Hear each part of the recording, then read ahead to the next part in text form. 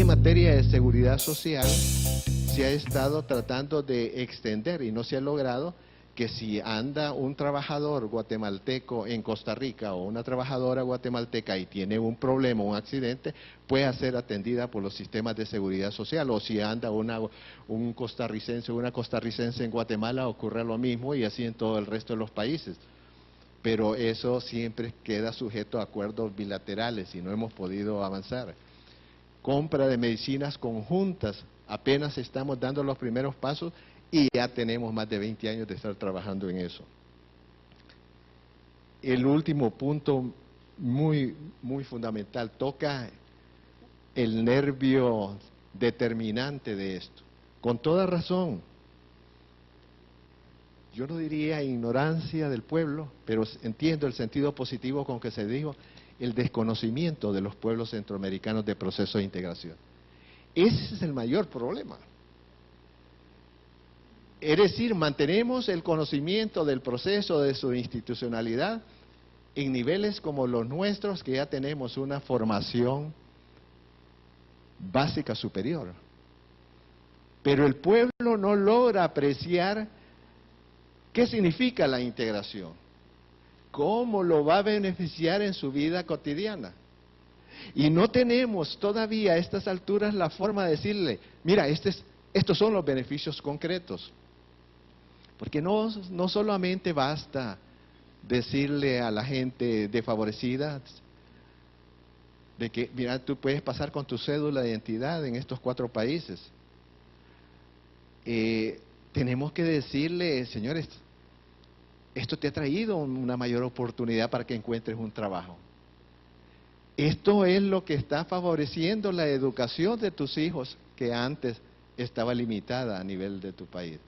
Estas son cosas que tu país te ha traído con su participación en el proceso regional para que tú tengas la oportunidad de ir creciendo y que tus hijos vayan progresando y que tu familia tenga una forma de expansión social.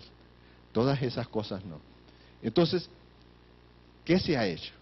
Bueno, hay el tema de las capacitaciones como estas, ¿verdad?, que están teniendo un buen pie, y otras que se han dado. Pero el hecho es ese que hablábamos, de la famosa TEA. Es decir, el hecho de compartir con ustedes es que ustedes compartan el liderazgo de la mensajería del proceso de integración. Porque no es únicamente a ustedes. Cuando yo veo a cada una de ustedes y a cada uno de ustedes, yo veo a sus familias. Yo los veo a ustedes discutiendo con su familia, examinando y diciendo, mira, este es el proceso de integración. La fórmula, la familia, el conjunto discute con grupos más amplios. Y en ese sentido de transmisión, independientemente de los planes formales de cooperación que se lleguen a estructurar, que nunca han sido exitosos, ese es el medio más efectivo.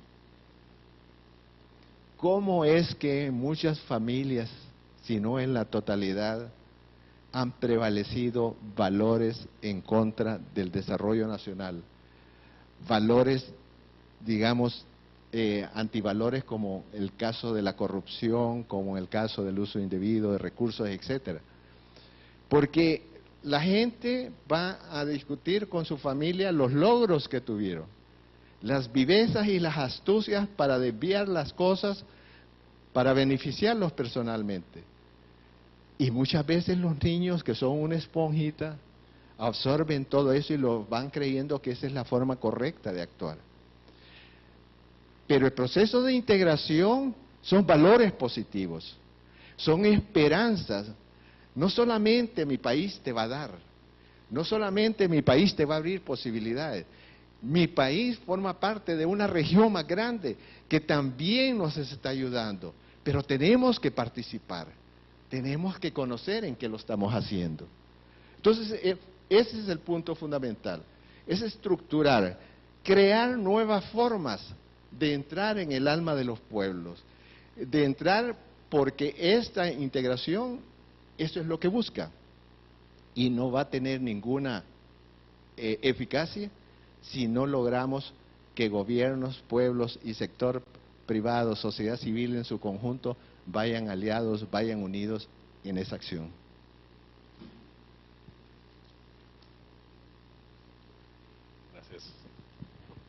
Bien, voy a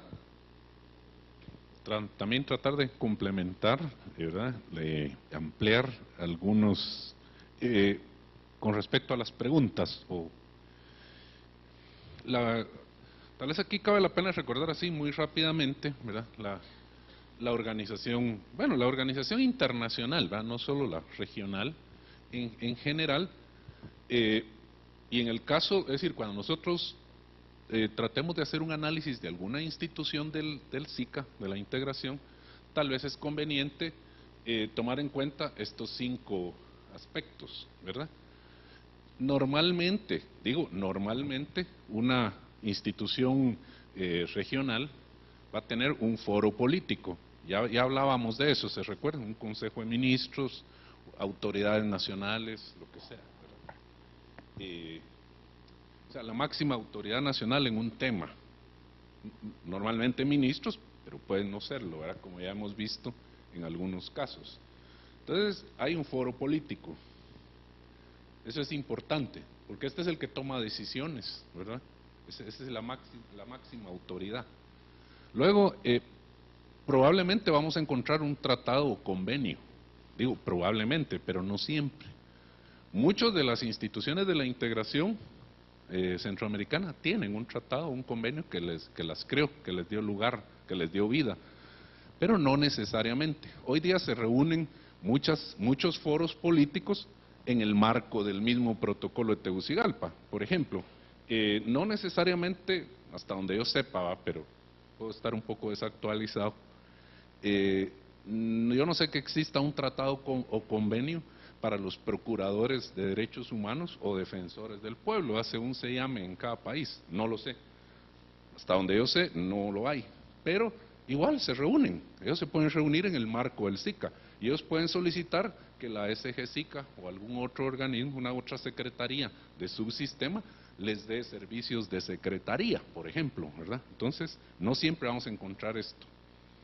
También está el tema de sedes físicas. Normalmente, o tradicionalmente, es decir, al crear un organismo, al darle vida a un organismo, siempre se hablaba de sede física. Bueno, entonces, de esa cuenta es que en Costa Rica está la sede de ICAP, ¿verdad? En Tegucigalpa está la sede de COSESNA, ¿verdad? La Corporación Centroamericana de Servicios de Navegación Aérea, ¿verdad? O en Costa Rica también está la Secretaría Ejecutiva del Consejo Monetario Centroamericano, etcétera, ¿verdad? O sea, hay una sede física, pero en algunos casos no hay una sede física.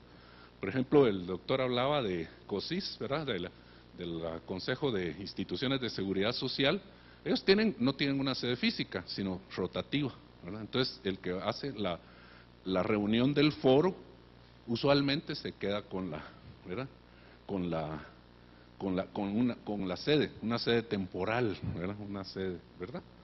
Y también se hablaba de cuotas de sostenimiento, ¿verdad? Entonces, en algunos casos encontramos que algunos organismos del SICA tienen cuotas de sostenimiento.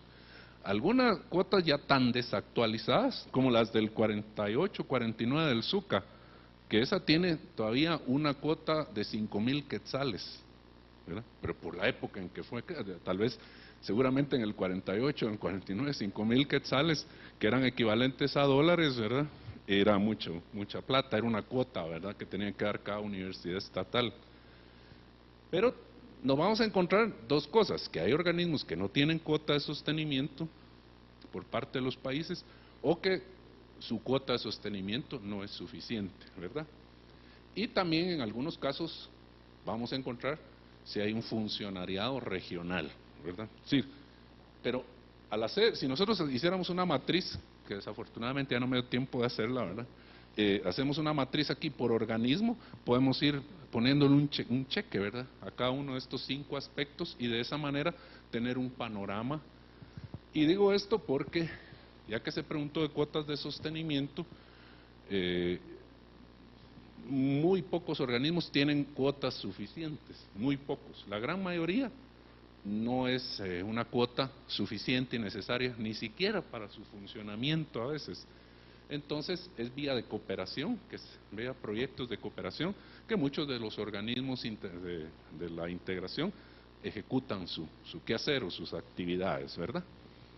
Luego, muy rápidamente, aquí había justamente algunas preguntas guía que las podemos ir viendo, pero yo me quería también concentrar en alguna por acá, que tiene que ver con, es decir, un poco cómo se crea la identidad y la nacionalidad del SICA. Creo que creo que aquí está. ¿Se puede construir una ciudadanía e identidad centroamericana? Que creo que es una de las preguntas que estaba saliendo, ¿verdad? Yo creo que el doctor efectivamente ha respondido, ¿verdad? Y ese seguirá siendo un enigma, ¿verdad? ¿Cómo construimos? Sin embargo, perdón, yo creo que no me están escuchando. Gracias. Sin embargo, es interesante porque el apropiarse de un ideal o de algo tan abstracto como un proceso de integración puede tener sus cosas interesantes. Quizás tiene que ver más con los beneficios, ¿verdad? Es decir, si yo estoy obteniendo beneficios de la integración centroamericana como ciudadano de a pie, ¿verdad? Entonces yo puedo tener una mayor identidad, es decir, sentirme centroamericano. Pero para eso hay que demostrar. Yo no sé, disculpen, voy a hacer una medio broma que hacíamos, gente que trabajamos que es medio broma y medio cierto, pero por ahí va la cosa. Normalmente nosotros para identificarnos, para lograr esa identidad centroamericana, tendríamos que estar, el ciudadano de a pie tiene que estar convencido de que juntos podemos más que separados, ¿verdad? Esa es una noción. ¿Y cómo se logra eso? Entonces por ahí una vez alguien genialmente en los círculos de la integración decía, miren, lo que tenemos que hacer es crear una selección de fútbol centroamericana, ¿verdad? Una selección, y de repente a través de esa selección ya le podemos empatar a México o ganarle, qué sé yo, ¿verdad? O ya enfrentarnos con Argentina. Entonces eso le demostraría a los pueblos centroamericanos, ¿verdad?, que es. Entonces disculpen, yo tal vez es una medio broma, pero ¿qué pasaría si hacemos esa confederación centroamericana de fútbol? Y entonces no sé si eso podría ser un paso, si quieren ustedes, medio descabellado, medio tonto, pero eso podría ayudar mucho a crear esa identidad, ¿verdad? Juntos, ¿ve?, podemos hacer más. Esa es la noción, ¿verdad?, de integración. Y ahí lo dejo. Seguimos con las preguntas, por favor.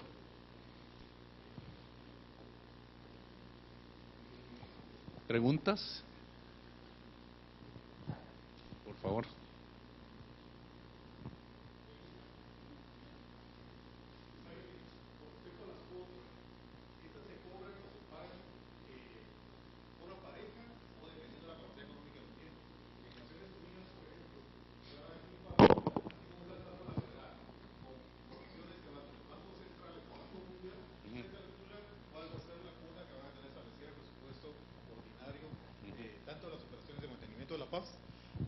Gracias. Como el presupuesto regular de las Naciones Unidas. Ahora también la cantidad de funcionarios que cada quien va a tener en las plazas administrativas y etcétera, etcétera, de todos los órganos y organismos del sistema de Naciones Unidas está en función de cuánta plata da cada quien. ¿Eso funciona así también en esto o las cuotas son parejas y todo el mundo se lo reparte por igual? Gracias por la pregunta. No sé, de nuevo, tomamos unas 2, 3 preguntas para...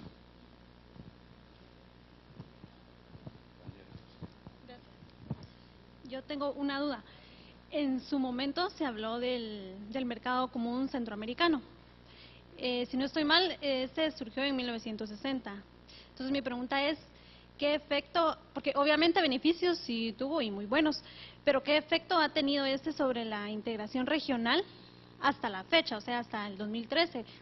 Incluso también con el surgimiento del CAFTA en el 2005.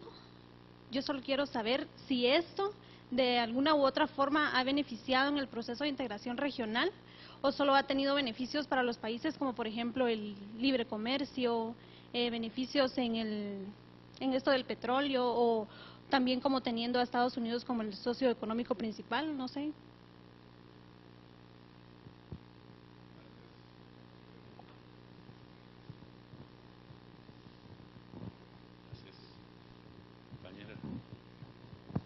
Sí, gracias, buen día. Mi pregunta va en la línea de que en qué momento se estableció la presidencia pro tempore del sistema y cómo funcionaba en su momento.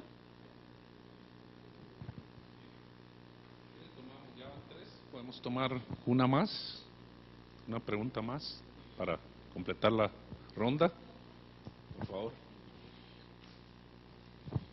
Gracias. Únicamente quería, en el sentido de ir como fortaleciendo los conocimientos que tenemos, ¿cuál sería la opinión de ustedes en el tema del consenso del SICA? Porque muchas veces cuando ya uno lo está trabajando en las reuniones técnicas, a veces uno lo ve como negativo, pero digamos a nivel general, ¿qué opinan ustedes del consenso y de la integración que normalmente se dice a la carta, verdad? Porque los países ingresan donde cada uno quiere y cree que es conveniente para ellos, ¿verdad? Entonces, ¿qué opinan en esos dos temas? Gracias. Gracias, muy amable. Bueno, entonces pasamos con el doctor Herrera.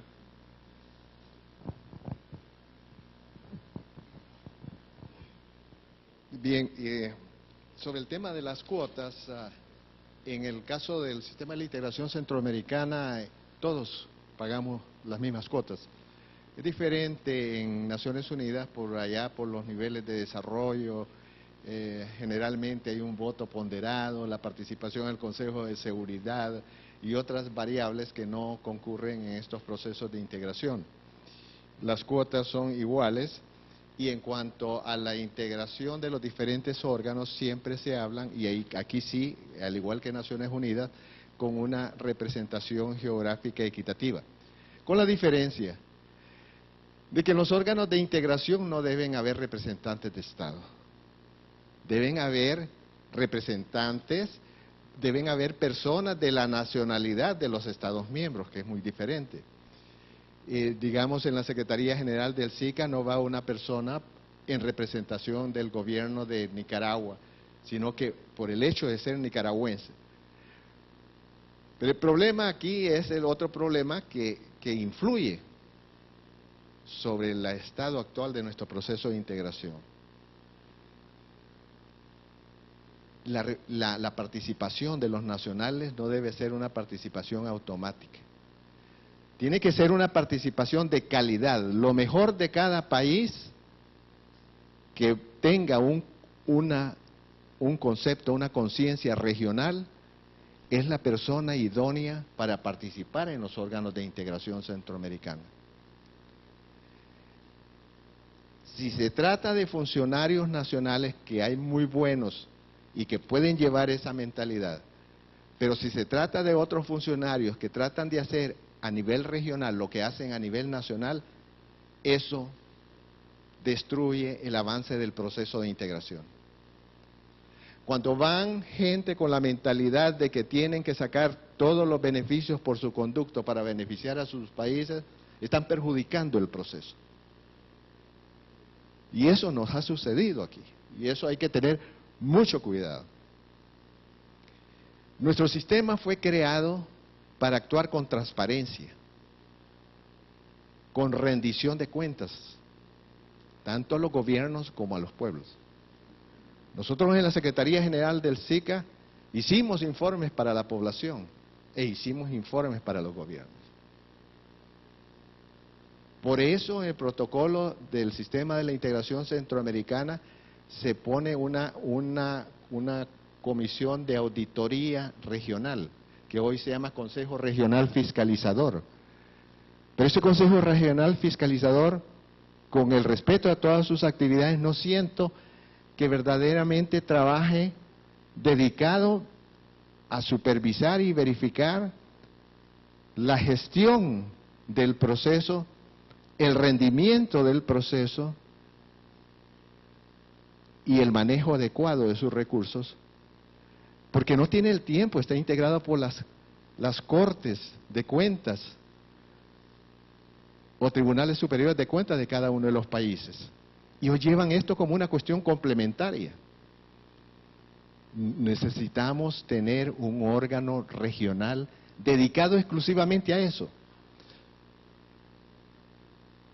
que complemente la honestidad del funcionario idóneo que a nivel regional necesitamos de Guatemala, de El Salvador, de Nicaragua, Honduras, Panamá, Belice, República Dominicana. El mercado común centroamericano, como señalaban, no, allá han habido avances espectaculares. Si de aproximadamente 30 millones de dólares con que empezó el libre comercio en los 60, hoy tenemos un libre comercio de más de 7.000 millones de dólares. Pero como decíamos anteriormente, todo esto se debe también al propio impulso de los empresarios interesados en que este progreso. Si así hiciéramos nosotros como ciudadanos de estos países centroamericanos y centroamericanas, actuar con este dinamismo para que progresara la integración social, creo que esta región sería diferente. Si así hiciéramos para mover todos los otros tratados, si tuviéramos ese mismo dinamismo. Pero las sociedades somos bastante indolentes todavía. Probablemente, como decían en la anterior pregunta, es porque no tenemos una conciencia del valor de la integración para nosotros, nuestras familias, nuestra comunidad local y la comunidad nacional en la que vivimos. La presidencia pro tempore existía a lo largo del proceso, en una etapa del proceso de Esquipulas y antes de la entrada en vigencia del sistema de la integración centroamericana. Tuvimos que hacerla nuestra dentro del proceso. Se pensaba en un momento determinado que podría desaparecer con la Secretaría General del Sistema de la Integración Centroamericana, pero ahí sí hubo voluntad política, nadie se oponía a eso, para que la presidencia pro tempore continuara. Lo único es que necesitamos articular esa presidencia pro tempore, que bien puede señalar sus prioridades con todo el plan de actividades de la Secretaría General para que el largo plazo se mantenga y que cada presidencia pro tempore en esos 6 meses que tiene vaya impulsando este proceso, vaya haciéndolo avanzar y no que se salga de los carriles para donde debería, por los cuales debería ir funcionando el sistema de la integración centroamericana. Y en fin, el consenso, esa es muy buena pregunta también. Pero, ¿por qué pusimos consenso? Si la integración es voluntaria y queremos atraer a todos los países, es necesario que ellos sepan que no se va a poner una decisión que ellos consideren que no podrían cumplir o que no estaría dentro de sus intereses vitales hacerlo. Y pensamos que también que por el consenso ellos pueden llegar a otro tipo de decisiones, porque nadie impide que por consenso decidamos que el voto sea mayoritario, yo lo voy a aceptar y después yo voy a explicar en mi país que por la región yo tuve que aceptar esta decisión. El consenso no es malo cuando todos actuamos responsablemente. Ningún sistema de votación es el ideal. Todo depende de la conciencia que tengan ustedes del papel que van a desempeñar en la toma de decisiones y cuáles son los objetivos que persiguen con esa toma de decisiones para el conjunto de los países.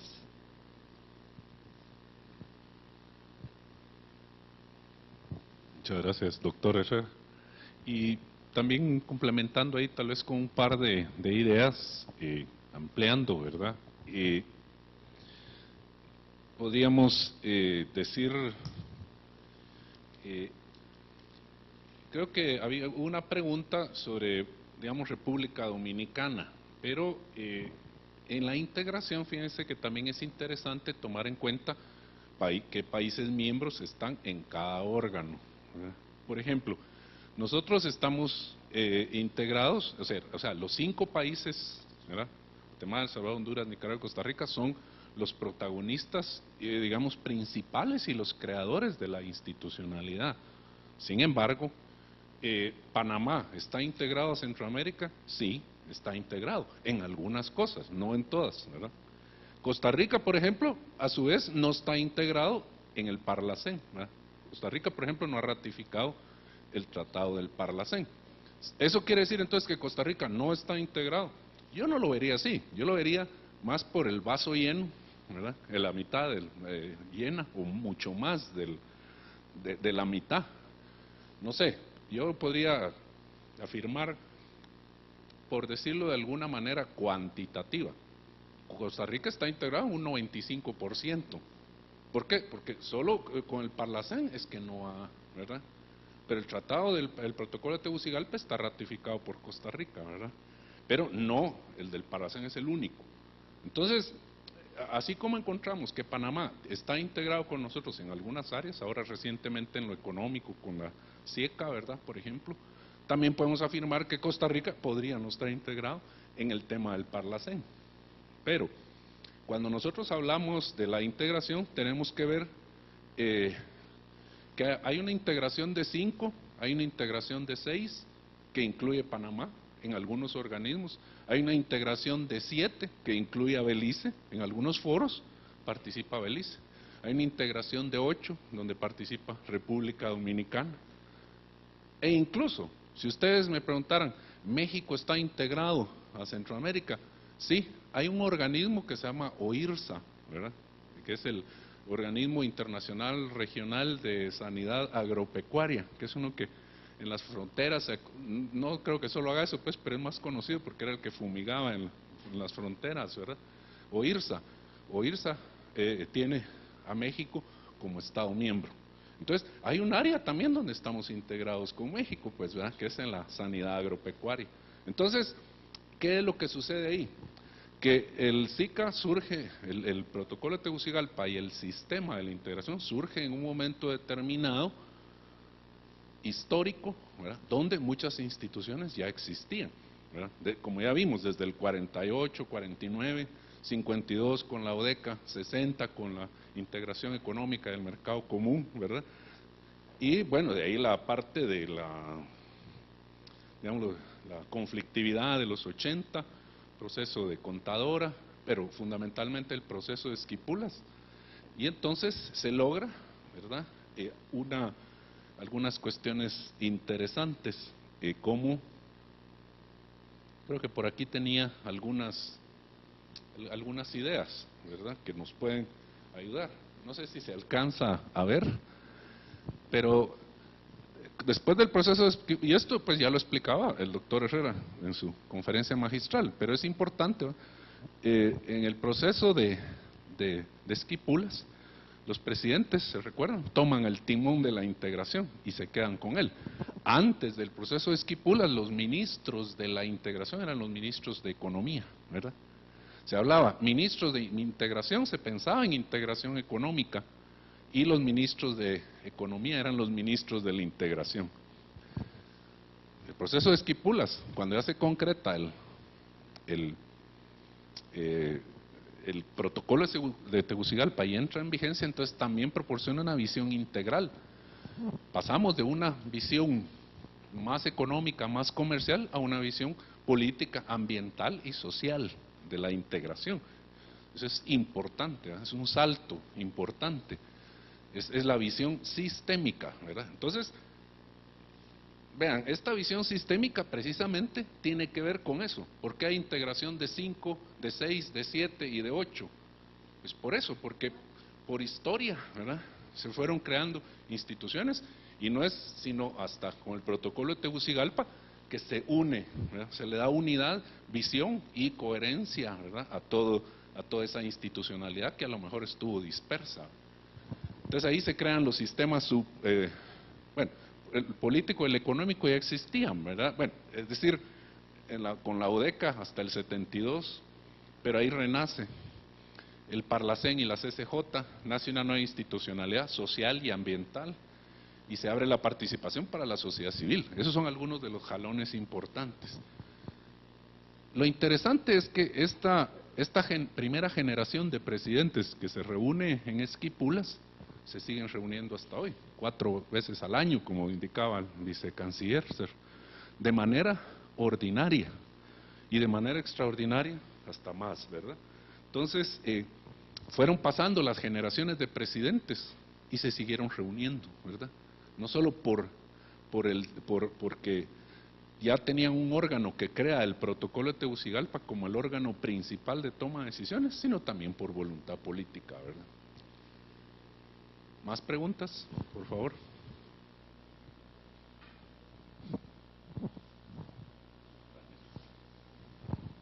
Ya se habló un poco respecto a la voluntad de parte como de sociedad civil y de como de los ciudadanos de los países centroamericanos, pero ¿qué está pasando con la voluntad política de los gobiernos en no querer avanzar un poquito más en la integración? ¿Y qué está haciendo el SICA como tal, como secretaría, para tratar de arreglar esas voluntades políticas entre los gobiernos? Porque no toda la responsabilidad, por ejemplo, está del lado de la sociedad, que se informe qué está pasando. También está la gran voluntad, lo político, que es lo que finalmente va a llegar a avanzar a una mejor integración. Entonces, ¿qué está haciendo la secretaría como tal, como encargada, ya que los estados en sí ya les dieron como una parte de su soberanía para que tome ciertas decisiones? ¿Qué está haciendo el SICA para revertir esa poca voluntad política que tienen los estados?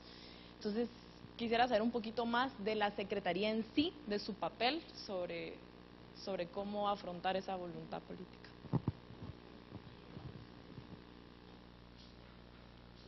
Me voy a aprovechar que estaba por acá el micrófono. En cuanto a la membresía,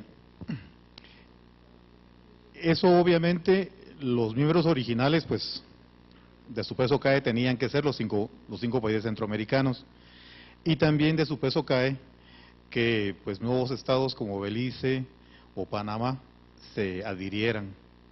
La República Dominicana es su nicho lógico porque obviamente no es parte cultural de la zona del CARICOM, y pues por la situación de Cuba misma, ahí sería un poco difícil venir a armar no sé, sistemas de integración de parte de 2 países de habla hispana en el Caribe. Pero de acuerdo a los tratados existentes, la membresía está abierta únicamente para aquellos países ubicados en la región o áreas aledañas, digamos México y Colombia, o se quedó solo en la parte centroamericana. Es decir, porque no me imaginaría, digamos, a Brasil o la Argentina metidos en esto. Pero sí, por ejemplo, México y Colombia podría ser una cuestión lógica para una integración mesoamericana, que obviamente nos traería cuantísimos beneficios si consideramos el grado de desarrollo no solo económico, sino político y social que estos dos tienen, ¿no? Entonces, los documentos están establecidos de tal manera que alguien más fuera de estos del istmo puedan entrar, o hasta ahí llegó la cosa solo con los de la foto.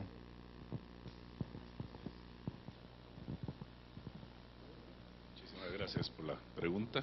¿Más alguien con alguna otra pregunta?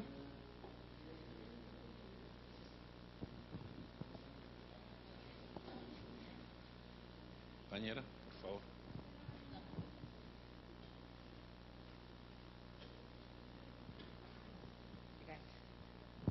No por ser negativa, pero ya que ustedes son los expertos, ¿cuál es el balance que han hecho al día de hoy del Parlacén, visto los altos costos de funcionamiento que tienen, no estando todavía Costa Rica? El balance para los productos o lo que nos ha dado a los estados, a la sociedad, ¿cuál es su opinión al respecto? Porque la sociedad en general no vemos. Sí. Muchísimas gracias. No, Y por favor, las preguntas no son negativas de ninguna manera, al contrario, son bienvenidas. Y de eso se trata, ¿verdad? De que abramos un poco el debate. Así que no, muchas gracias por la pregunta, porque seguramente tenemos opinión, ¿verdad? Opinión. Sí, muchas gracias. No, efectivamente, el diálogo tiene que ser abierto. Lo que estamos enfocándolos es con un espíritu crítico positivo, diciendo lo que es, pero poniendo la diferencia con lo que debe ser. Y debe ser porque así lo disponen los textos. Y en aquellos casos en que los textos no dispongan expresamente, vamos a dar, como decía el licenciado Calvo, nuestra opinión, cómo deberían aplicarse. Preguntaban por la voluntad política de los gobiernos. ¿Qué hace la Secretaría sobre esto? Mire, ese es un tema que tenemos que abordarlo desde su raíz. Y esto tal vez no solamente es para los abogados, porque los ciudadanos y ciudadanas tenemos que manejarlo, es preguntarnos, ¿cómo funciona el Estado de Derecho en mi país? ¿Cómo para mí, hondureño, funciona el Estado de Derecho en Honduras? Yo digo que es bastante deficiente,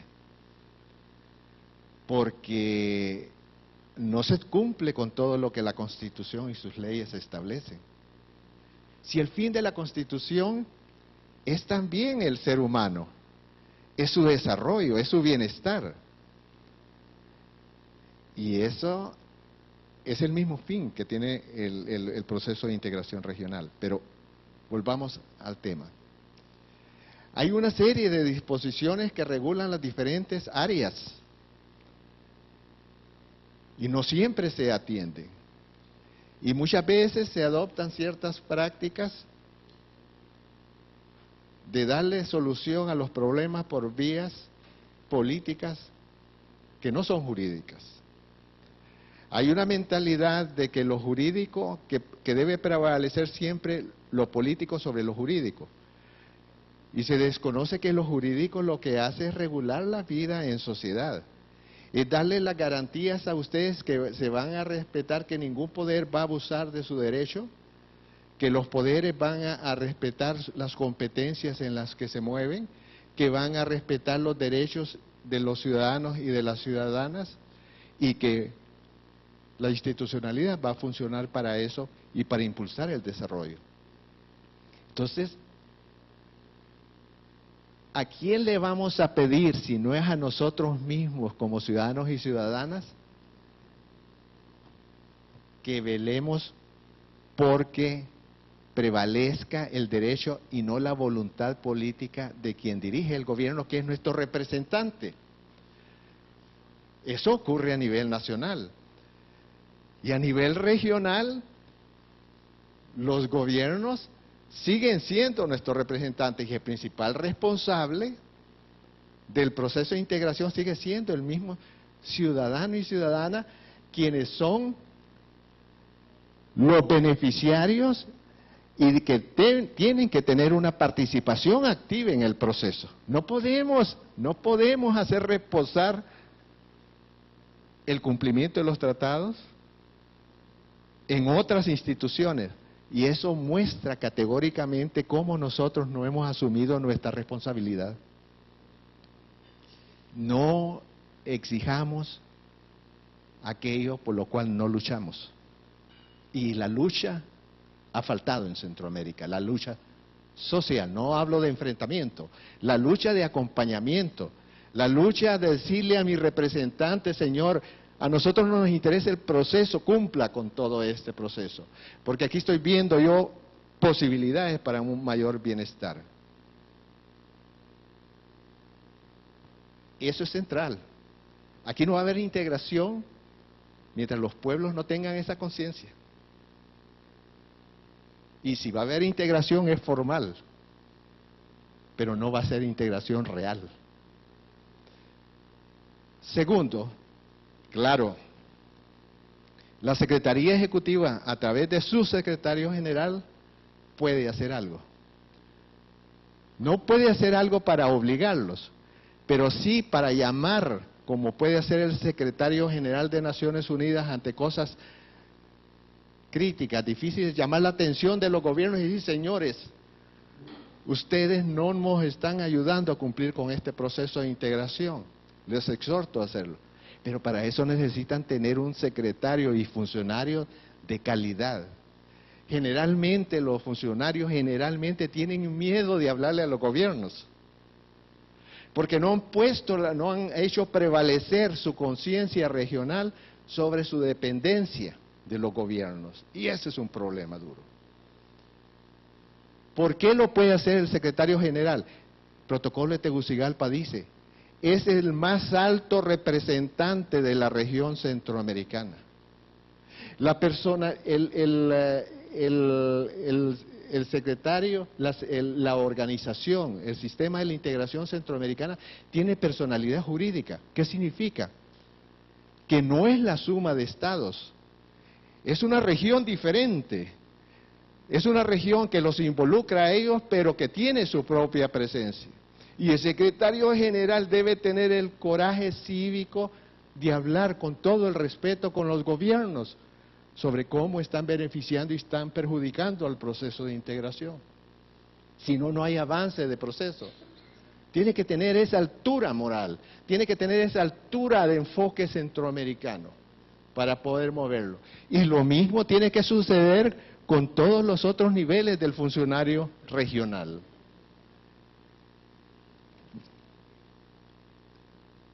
Tenemos el tema de la membresía. Panamá. Panamá es un estado miembro originario. Desde que se creó el protocolo de Tegucigalpa somos 6 estados. Y el protocolo de Tegucigalpa dejó abierto la posibilidad de la adhesión a Belice, porque en ese momento pues todavía habían cosas que aclarar y después Belice adhiere.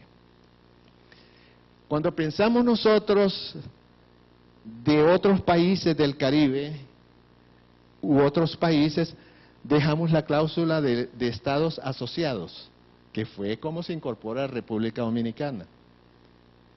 Pero la integración es un proceso dinámico, abierto, voluntario, y como tal, perfectamente lo que se señala en algún momento, si hay voluntad, dentro de ese concepto mesoamericano, y de esas grandes interconexiones que estamos tratando de establecer con el sur y con el norte, y de otras secuencias podría ser.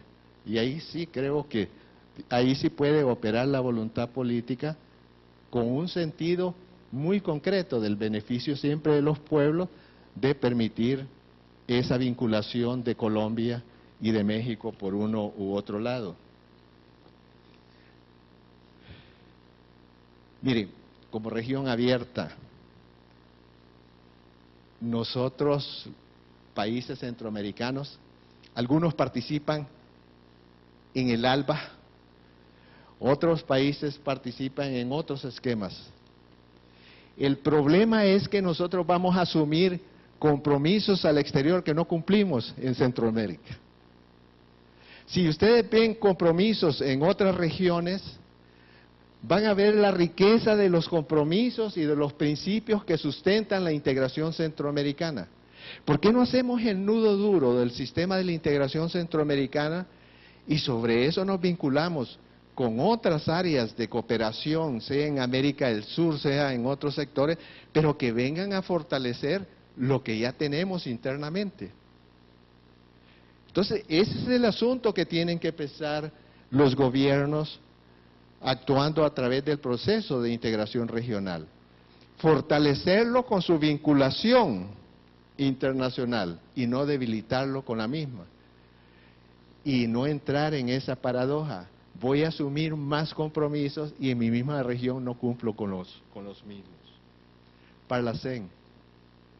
El Parlamento Centroamericano, que fue el símbolo de la libertad y reconciliación en Centroamérica en el momento en que se firman los tratados de Esquipulas,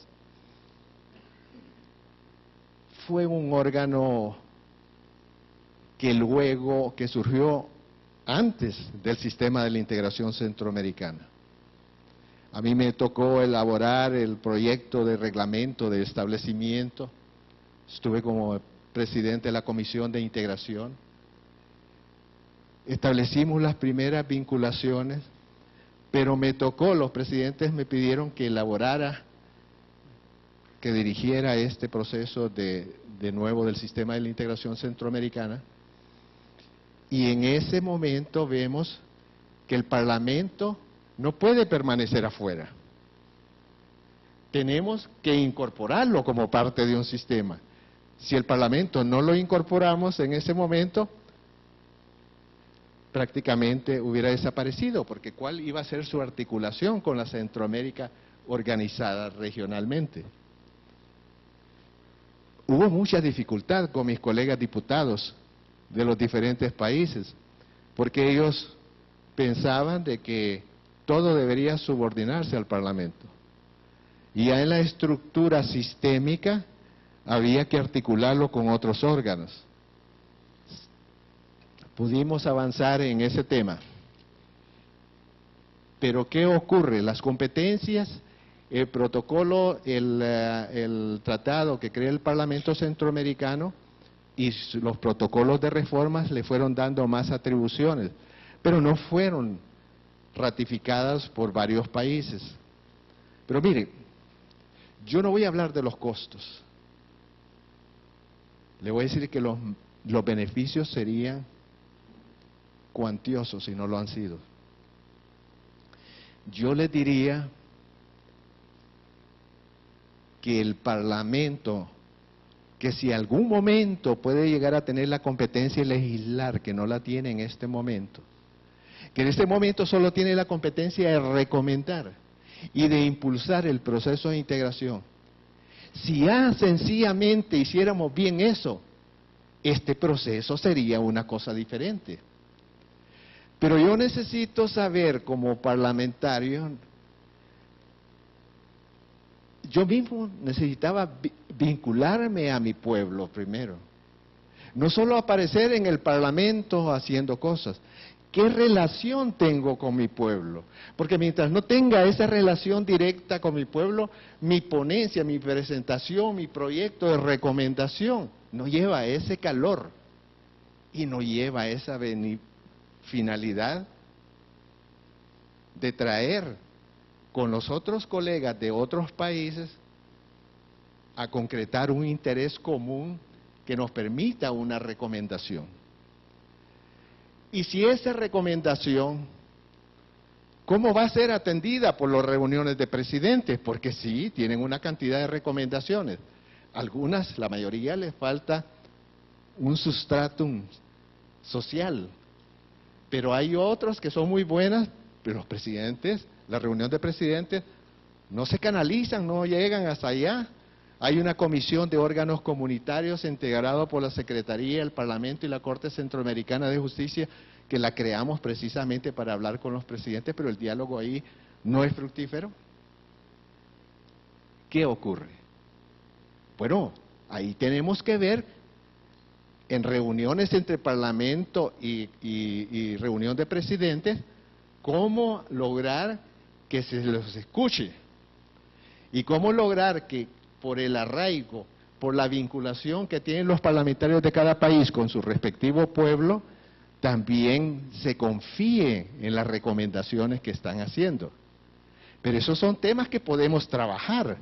Para eso no necesitamos más competencias, para eso no necesitamos más institucionalidad. Máxime que con el protocolo de Tegucigalpa abrimos el espacio para la participación de la sociedad civil organizada regionalmente a través del comité consultivo.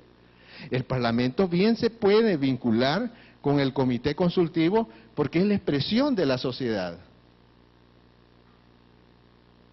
Ahora, tenemos también el hecho de que tenemos que actuar más como un órgano regional.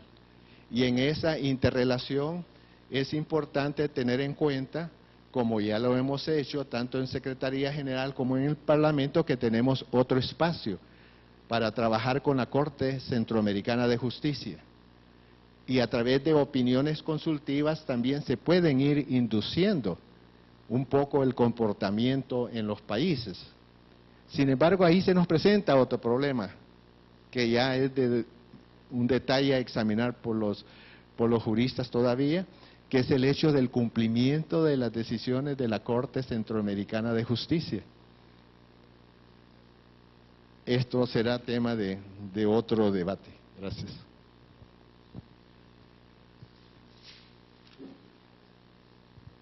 Muchas gracias, doctor. Bien, siempre en esta dinámica que de repente ha resultado más interesante, ¿verdad? Que hay algo importante que sí tenemos que distinguir en lo que es organización internacional: el intergubernamentalismo y el supranacionalismo, ¿verdad? Son dos cosas diferentes. La organización internacional está fundamentalmente, históricamente, una historia más moderna, ¿verdad?, en el intergubernamentalismo, ¿verdad? O sea, Naciones Unidas, la OEA, la ODECA, ¿verdad?, en su momento fueron organizaciones intergubernamentales. ¿Esto qué quiere decir? Que de alguna manera, es decir, en la soberanía nacional, los países crean sus organismos internacionales, como ya veíamos, ¿verdad?, donde hay un foro político, un tratado, convenio, etcétera, etcétera. Pero nosotros todavía seguimos en ese esquema. El único esquema digamos, de bloque regional que progresó más allá del intergubernamentalismo, el único, es la Unión Europea, ¿verdad? O sea, la Unión Europea pasó al supranacionalismo. ¿Eso qué quiere decir? Que yo, soberano Estado, cedo parte de mi soberanía a ese nuevo órgano que se crea, ¿cierto? En otras palabras, solo el supranacionalismo hace que las decisiones de los órganos regionales o del bloque sean vinculantes. ¿Estamos? Mientras que el intergubernamentalismo no es así. Sí, de alguna manera sigue respetando la soberanía de los estados, incluso su derecho a no cumplir con los acuerdos regionales, ¿verdad? O sea, el intergubernamentalismo filosóficamente da un derecho a no cumplir. Recordemos que en la escena internacional no existe cárceles, ni juzgados, ni policía que obligue a un estado a cumplir, ¿verdad? Si no cumple, no cumple, pues no hay problema, es decir, no hay mayor problema.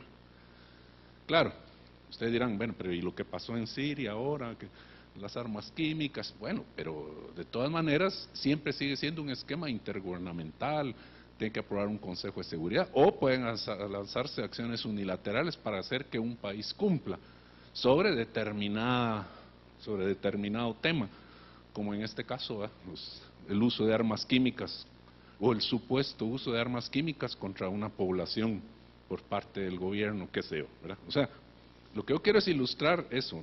Entonces, en el caso, fíjense, cuando más o menos hacia 1997-98, nosotros teníamos un recuento, ¿verdad?, lo recordará el doctor Herrera, un recuento de más o menos 1.200 decisiones regionales que se habían tomado desde Esquipulas 1 hasta 97, creo que era la 18ª cumbre, algo así, no recuerdo exactamente.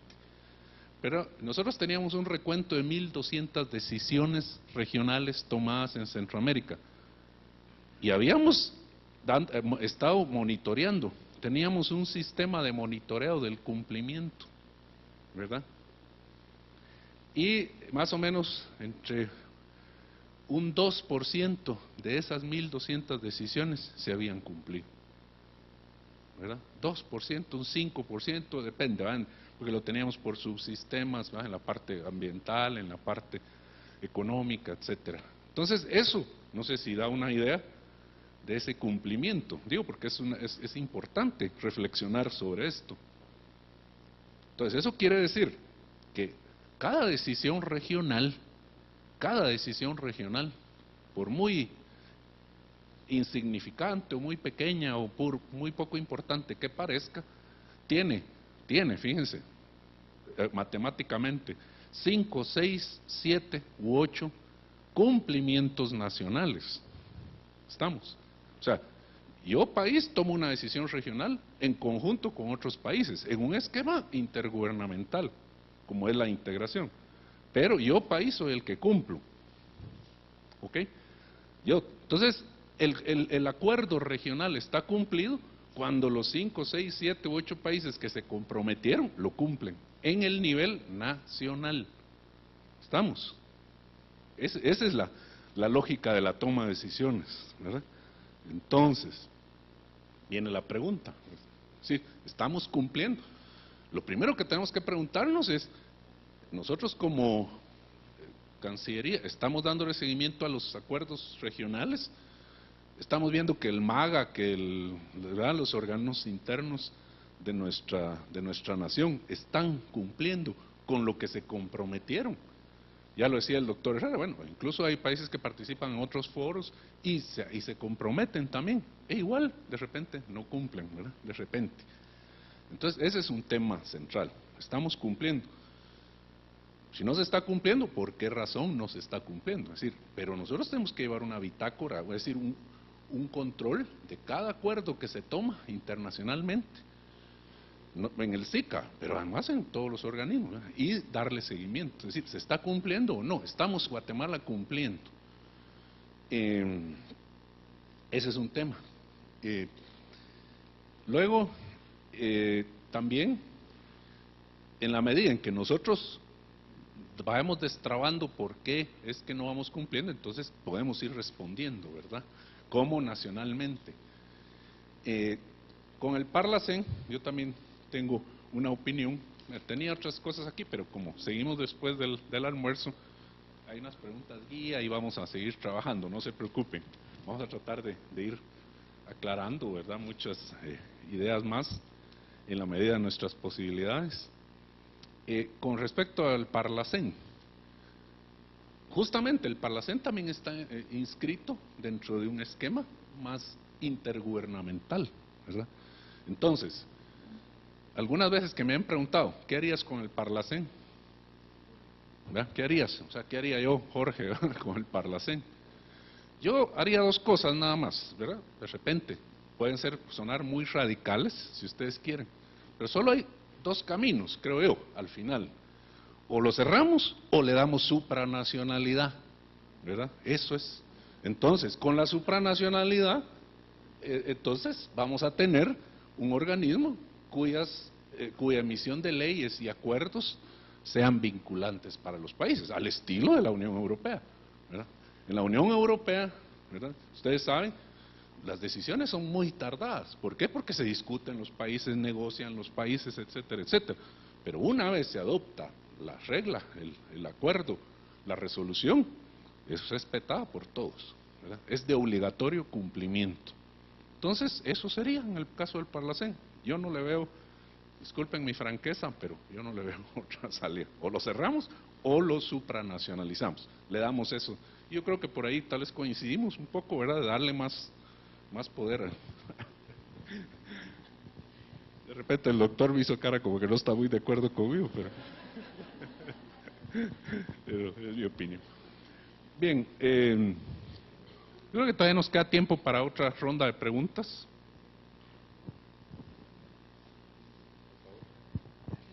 A lo largo de la historia se ha visto diferentes modelos de integración, que son desde la Unión Europea, Mercosur, CARICOM. Pregunto, ¿en el sistema de integración centroamericana ha habido algún modelo o se fundamenta en algunos elementos de cada uno de estos? Yo sé que las diferencias geográficas, económicas, sociales se pueden reflejar en Centroamérica, pero pregunto si existe algún modelo que se ha tomado en cuenta o algunos elementos que se han tomado en cuenta en base a otras integraciones, ¿verdad? Gracias. ¿Alguna otra pregunta?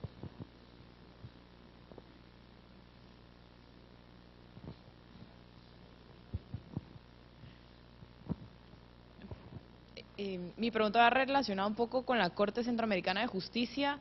¿Qué qué papel juega a la hora de controversias entre países centroamericanos, como lo fue el caso de Costa Rica y Nicaragua, por temas territoriales? ¿Qué papel juega la Corte Centroamericana de Justicia y para qué tanta importancia tiene esta, si realmente al final un poco este tipo de controversias van a parar a la OEA, a la Corte Interamericana? Muchas gracias. Gracias. Hablando un poco de lo que es la credibilidad en las instituciones, mencionaban lo del Parlacén. No sé, yo creo que la mayoría de los ciudadanos centroamericanos no vemos muchos resultados en cuanto al trabajo que realiza el Parlacén. Nosotros creo que como ciudadanos vemos que a lo interno a nuestros países les cuesta mucho trabajar o luchar contra temas como la violencia, el narcotráfico, la corrupción. Existe poca credibilidad en esas instituciones, creo que en todos nuestros países. Entonces es un poco difícil, pues estimo yo, es muy mi opinión personal, que nosotros como ciudadanos centroamericanos estemos dispuestos a apoyar, por ejemplo, un Parlacén centroamericano cuando en nuestros propios congresos vemos bastante trabajo pues poco productivo en torno a lo que es la sociedad. Entonces, no sé, a lo mejor el sistema, el SICA puede evaluar otro tipo de estrategias o no lo han pensado, por ejemplo, hacer más pequeño su sistema institucional y ver qué otros elementos podrían ayudarnos como sociedad centroamericana. Por ejemplo, no sé, una policía centroamericana que vele por todos los ciudadanos que recorremos Centroamérica, porque, por ejemplo, lo que es el Tratado de Libre Locomoción de Personas y Bienes en Centroamérica, creo que no se da precisamente por el mismo temor que existe en nuestros propios países. Entonces, la libre locomoción se vería un poco más, es poco real que suceda por el mismo temor que existe. Entonces, por ejemplo, una policía centroamericana, ¿verdad?, por nuestros intereses, podías dar un resultado, decir, bueno, hoy Centroamérica se está poniendo de acuerdo porque nos está cuidando, ¿verdad?, porque el fin es promover el bienestar de las sociedades, por ejemplo, ¿verdad? No sé, es muy mi opinión personal, pero por ejemplo un Parlacén uno lo ve como algo que no es productivo. Entonces cambiar la estrategia, ver cómo podemos como Centroamérica, como bloque regional, ser más productivo y por el desarrollo y bienestar de nuestras familias, ¿verdad? Solamente gracias. Muchísimas gracias. ¿Quieren tomamos una pregunta más antes de salir al almuerzo? ¿Sí?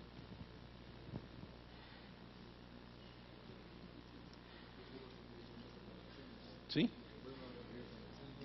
Bueno, está bien, ¿qué eso? Bueno, aquí el licenciado Barahona nos va a dar una opinión también sobre el Parlacén. Si quieren de una vez, decir.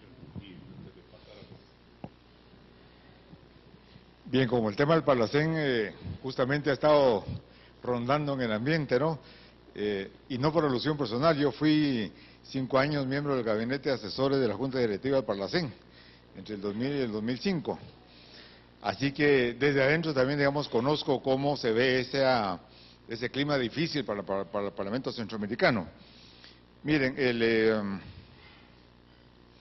posiblemente el Parlacén, en términos institucionales, surgió antes de tiempo, ¿no? Pero surgió en medio de la crisis centroamericana de los años 80, y ustedes se recordarán que fue Guatemala, con el presidente Cerezo, en su discurso de toma de posesión el 14 de enero del año 86, que él propuso crear un Parlamento Centroamericano, precisamente como un espacio donde los representantes de los pueblos del área pudiesen debatir la problemática de la región y llegar a acuerdos, precisamente para evitar esa confrontación armada que se vivía en varios países, concretamente en Nicaragua, aunque Nicaragua ya había terminado, por supuesto, no, terminó en el año 79, pero en El Salvador estaba todavía el conflicto interno y en Guatemala había un conflicto. Honduras no tenía un conflicto, pero era base en la que, digamos, se operaba la contra. También en Honduras estaba la base de Estados Unidos, donde salían, digamos, los aviones que estaban, digamos, apoyando a los gobiernos de El Salvador en su combate contra el FMLN. Y si bien en Costa Rica no había un conflicto interno armado como el que tuvimos nosotros, Costa Rica era, digamos, el lugar de refugio de muchos migrantes nicaragüenses y de otros países. En fin, era una situación bien complicada. Entonces, la idea del Parlamento es esta, ¿no? Un lugar donde se puedan debatir los problemas en el nivel político por representante de los pueblos. Lo que sucede es que, por el grado de desarrollo político que teníamos, a mi juicio, esa es una de las explicaciones, el doctor Herrera estuvo en los orígenes de Parlacén también, no se le dieron al Parlamento Centroamericano todos los poderes que son propios de un Parlamento. O sea, el Parlamento es producto de un acuerdo entre los presidentes de Centroamérica. Ustedes recordarán que el vicepresidente Roberto Carpio fue el que gestionó directamente la firma y quizás hubo hasta cierta presión, diría yo, de Guatemala para que se firmara, excepto Costa Rica no lo firmó. Entonces, Parlacén nace, yo diría, un poco es prematuro, es un bebé prematuro, ¿no? Y le ha costado echar raíces, porque al final los sistemas políticos de cada país de la región no le han entregado poderes. Ha habido varios protocolos modificatorios al protocolo constitutivo del Parlacén, y el último protocolo que entró en vigencia de unos 3 o 4 años ya le da un poquito más poderes, pero muy limitados. Y si bien son electos a nivel popular, prácticamente ahora en todos los países, hasta en Panamá son electos ya los diputados a Parlacén por voto popular, secreto y directo del pueblo, aún, como digo, no tiene los poderes suficientes, y algo le pasó parecido al Parlamento Europeo, ¿no? El Parlamento Europeo primero era un parlamento en que llegaban delegados de los 6 parlamentos originales de la Unión, de la Comunidad Europea, ahora Unión, y poco a poco fue electo de manera directa y popular. Pero el Parlamento Centroamericano, yo diría, tiene esa limitación de origen, no tiene poderes propios. En las últimas reformas que se hicieron a su tratado constitutivo, ya se le da, digamos, algún control. Por ejemplo, ahora los órganos, los que están aquí casualmente, la CIECA tiene que presentar un informe al Parlamento Centroamericano cada año de sus labores, también el SICA tiene que presentar un informe, el Consejo Monetario, la Corte Centroamericana no, pero el Parlamento de alguna manera hasta ahora ya, digamos, ejerciendo un poquito más control político, pero muy limitado. O sea, yo diría, no es culpa del Parlamento, es culpa de la manera como está concebido su protocolo constitutivo, que es producto de acuerdos políticos entre los gobiernos del área. O sea, y otra cosa, cuando se hablaba acá también del tema de la cultura de la integración, ustedes ven, aquí en Guatemala lo vemos concretamente, incluso al principio la lista de diputados al Parlamento Centroamericano, 20 titulares y 20 suplentes, iba amarrada a la boleta presidencial, ¿no? Hasta con la reforma constitucional del año 94 se logró, digamos, ya crear una papeleta propia. Entonces ahora se vota para presidente y vicepresidente, diputados lista nacional, diputados distritales, diputados al Parlamento Centroamericano y autoridades municipales. Sin embargo, no sé si ustedes conocen cuántos partidos realmente hacen, digamos, campaña por el Parlamento Centroamericano. Casi que pasa desapercibido, ¿no? Y de hecho, en Guatemala, ahorita no tengo las cifras, en otros países, la votación por diputados al Parlamento Centroamericano es menor que la votación para diputados por lista nacional o distritales. O sea, hay más votos nulos o en blanco, o simplemente no se emiten en esa votación. Sería distinto si la elección al Parlamento Centroamericano fuera en otro momento, quizás podría haber una oportunidad de mayor debate. Pero observen ustedes también, los partidos políticos y los candidatos a la presidencia, por lo menos en las últimas elecciones en Guatemala, proponen poco acerca de la integración centroamericana.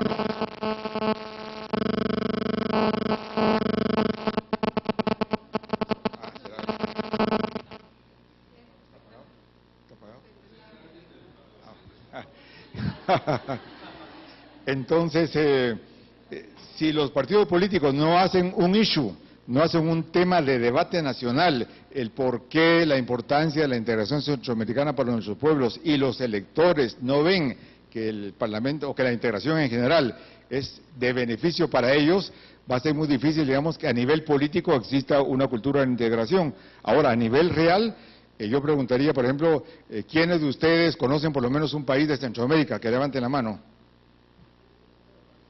Uno, El Salvador, Honduras, Nicaragua, Costa Rica, Panamá. ¿Y quiénes conocen 3 países?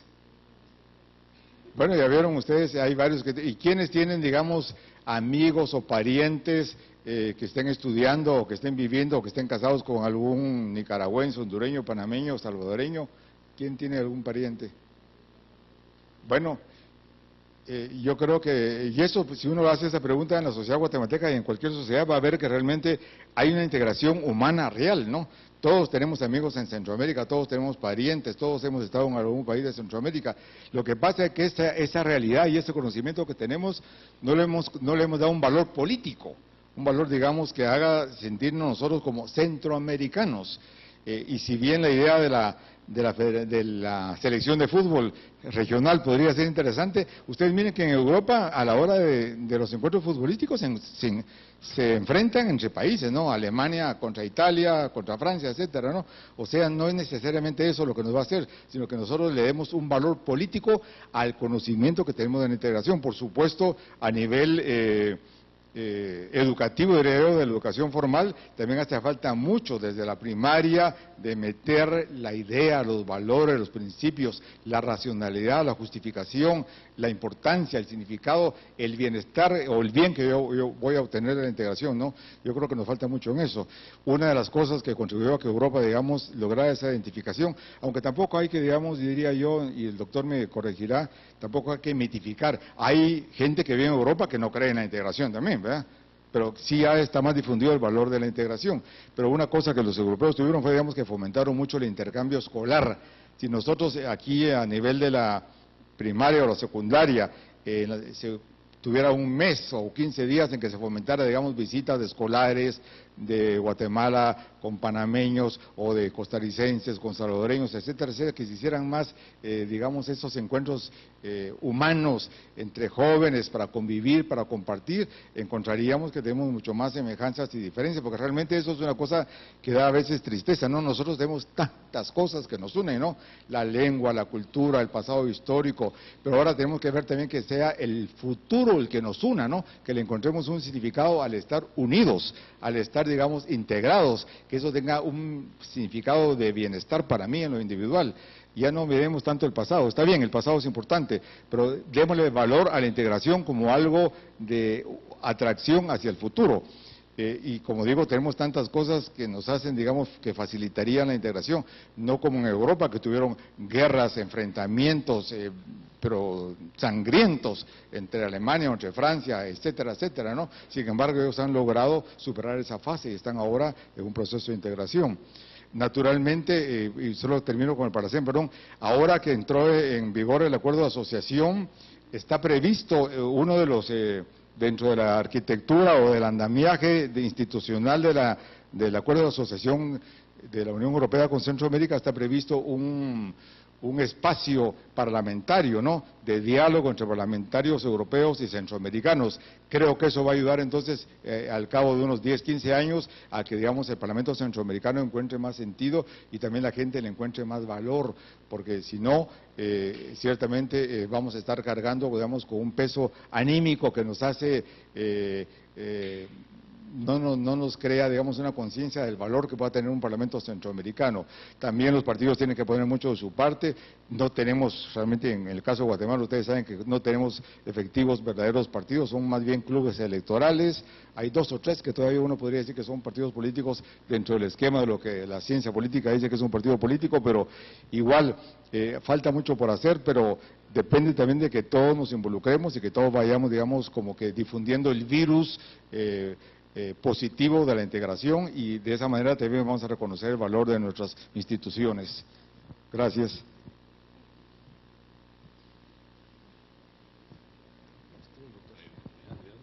No sé si empezamos respondiendo. ¿Cree que respondemos las preguntas? Bueno, estas últimas preguntas, una de ellas se refería a qué modelo de integración respondía el SICA. Mire, al elaborar el el protocolo de Tegucigalpa, negociarlo, como relatamos anteriormente, está basado sustancialmente en lo que constituía el proyecto de Carta de la Comunidad del Istmo Centroamericano. Inclusive, algo que notamos una vez que lo habían aprobado los presidentes es que dejamos en el artículo 5 lo del protocolo la palabra carta. Pero se olvidó porque limpiamos todo, pero eso demuestra cómo estaba basado en la Carta de la Comunidad del Istmo Centroamericano. Quiero decirles que para poder trabajar en este protocolo, como ocurre en todo esquema de integración, usted tiene que enterarse de todo lo que está ocurriendo en el mundo. Pero sobre todo tiene que estar consciente de cómo ha sido su proceso de integración. Porque si usted no está consciente de su proceso de integración, usted se deja llevar por lo que se denomina la imitación extralógica. Copiar únicamente el exterior, como probablemente nos sucedió con la Constitución de la República Federal de Centroamérica. El modelo nuestro, y esta pregunta me la hacía antes de la entrada en funcionamiento de la organización, una confederación de trabajadores. Recuérdense que en el tiempo de la crisis de 1986-1990, los trabajadores estaban divididos según las ideologías.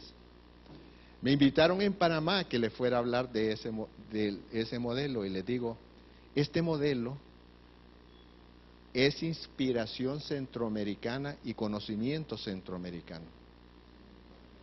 Ellos creían que era un modelo definido por los Estados Unidos y el otro sector por la Unión Europea. Les dije, este modelo es nuestro.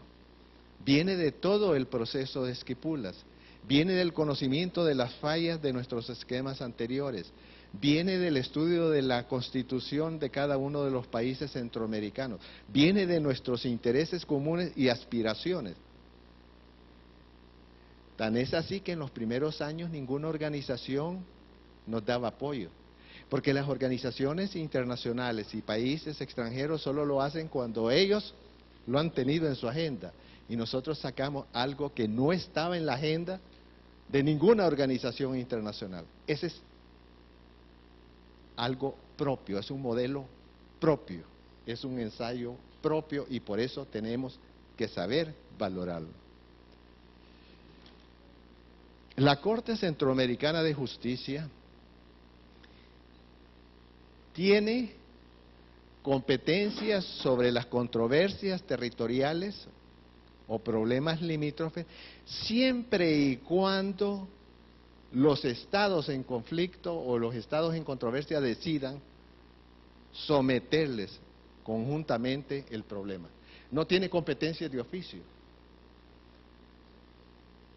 De tal manera de que su competencia, sí, que es de oficio, que es una competencia ya clara, es en la interpretación y aplicación del protocolo de Tegucigalpa y todos los instrumentos complementarios y actos derivados que vimos.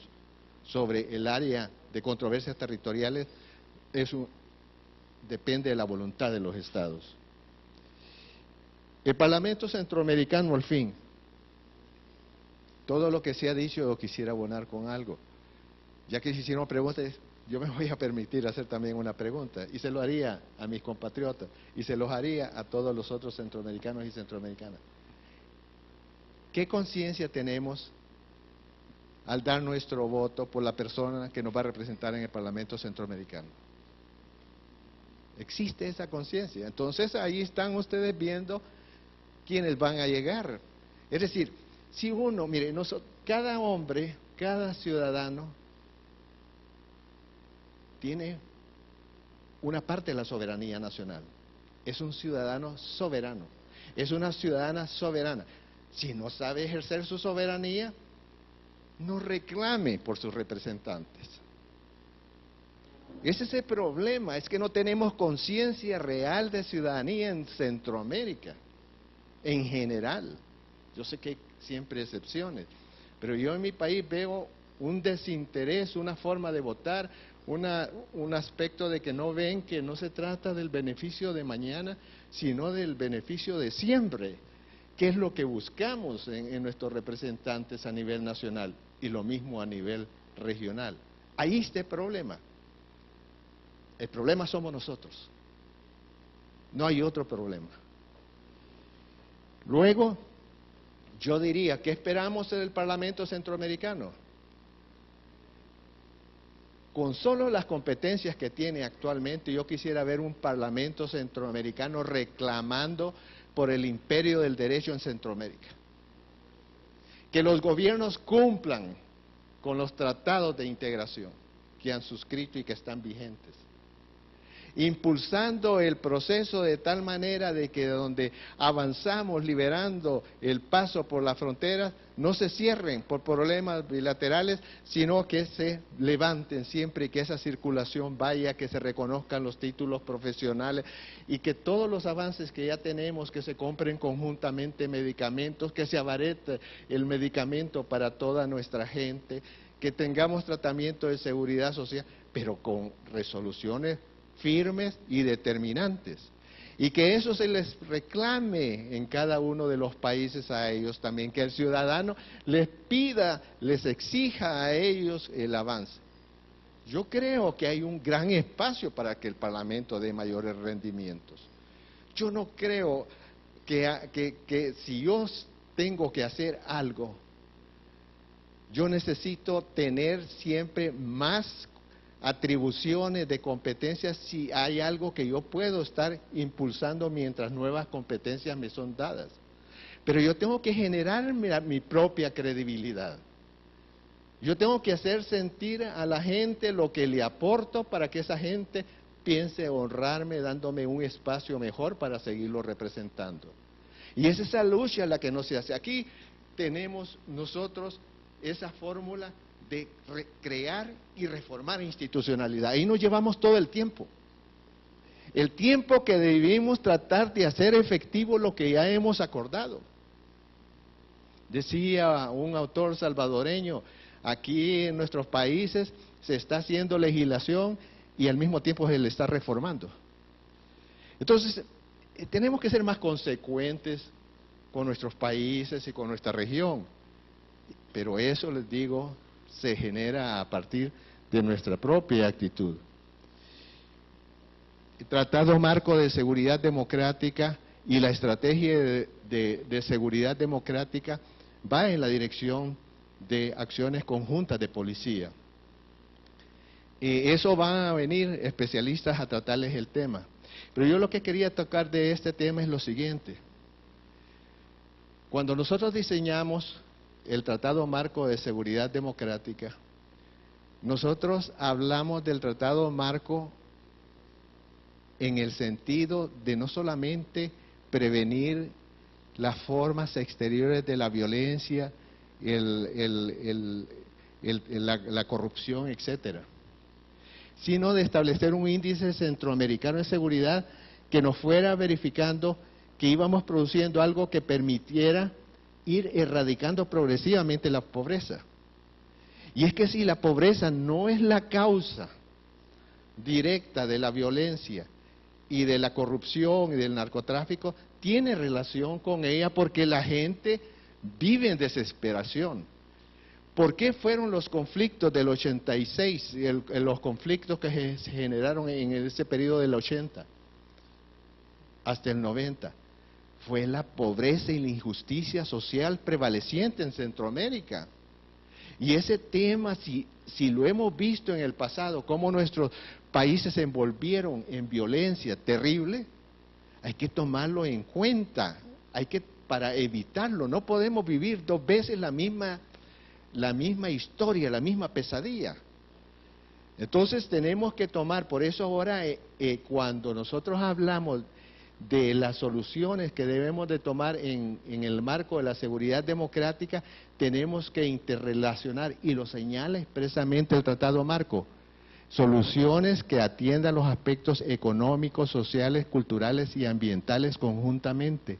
No voy a atender solucionar un problema de violencia solo por violencia. Tengo que ver los aspectos sociales, educación, salud, trabajo, etcétera. Tengo que ver en qué medio ambiente vive. Es decir, es otra dimensión. Pero para poder aplicar esas dimensiones tenemos que formar. a nuestros funcionarios regionales y formar a nuestros funcionarios nacionales para que vean que tenemos un mundo del deber ser muy diferente al que es en materia de integración a la fecha actual. Muchas gracias.